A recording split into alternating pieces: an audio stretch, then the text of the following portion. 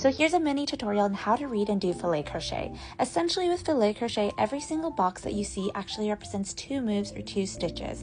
So an empty box is a chain 1, that makes your first stitch, and then a double crochet, and that makes your second stitch. And so a filled box is a double crochet and a double crochet. So here you can see it a bit clearer, but an empty box is a chain 1, then a double crochet, and then a filled box is a double crochet and a double crochet. So let me show you how you actually do this. So for this pattern, every single square is 2 chains, and so if I want to make 11 boxes, I need 22 chains to start with. I'm actually going to add a 23rd as my turning chain, and then single crochet back into my 22 just to create a thicker foundation.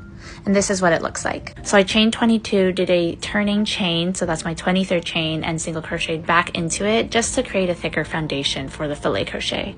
So now let's start the pattern. So the first box that we have is a hollow box. This means I'm going to chain 1 and then double crochet. To start a row, I chain 3, and that's usually the height of the double crochet. And then I'm going to do exactly what I mentioned, which is chain 1 double crochet. So the chain 1 is going to act as your first stitch. Since you've already done your first stitch, your next stitch with your double crochet is actually going to go into the one beside that first stitch in the row under, if that makes sense. You can kind of see I'm skipping a stitch and double crocheting into the one beside it, and that creates the hole. So to show it again, you're going to chain 1, and that represents your first stitch that lines up with the stitch under it, and then your second stitch is going to be your double crochet that goes into the next one beside it. And again, that's going to create the little square that you have that's hollow. So this is what the 11 box stitch should look like, and we can move on to the second row. I already did the first 2, and now we can tackle what a filled box looks like.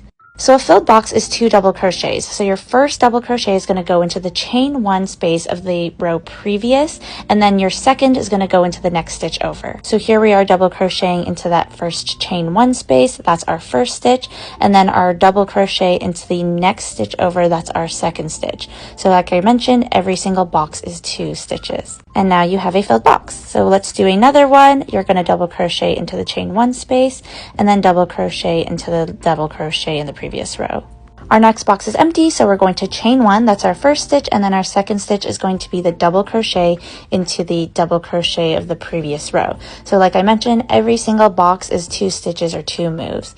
And so again, another empty one, we chained 1 and then double crocheted into the box under, and this is what it should look like. Here I'm showing how to do a filled box again, but essentially it's 2 double crochets. Like I mentioned, the first one goes into the chain 1 space, and then the second goes into the double crochet of the row previous, and this is what it should look like. And from there, you're just going to keep reading the pattern, and just remember that every box is 2 actions. So an empty box is a chain 1 and a double crochet, and a filled box is a double crochet and a double crochet. If your first